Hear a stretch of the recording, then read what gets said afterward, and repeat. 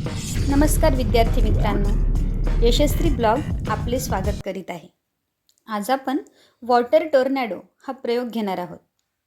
सर्वप्रथम आपण water tornado म्हणजे नेमके काय हे पाहूया।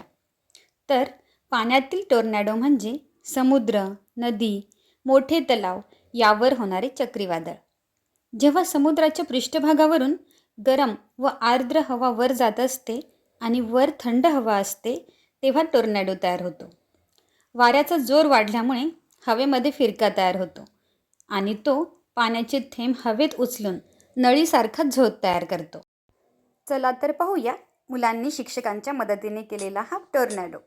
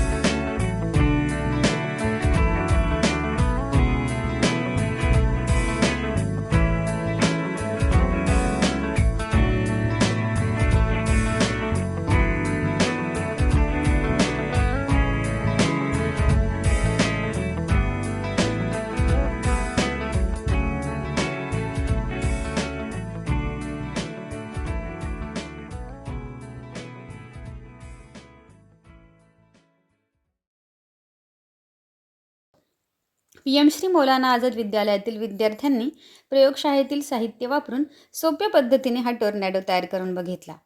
विद्यार्थ्यांनी प्रयोगात उत्स्फूर्त सहभाग नोंदवला। व्हिडिओ आवडल्यास जरूर लाईक करा। प्रयोगाचे आणखी व्हिडिओ पाहण्यासाठी यशस्वी ब्लॉग म्हणजेच rajashriband.blogspot.com ला भेट द्या। धन्यवाद।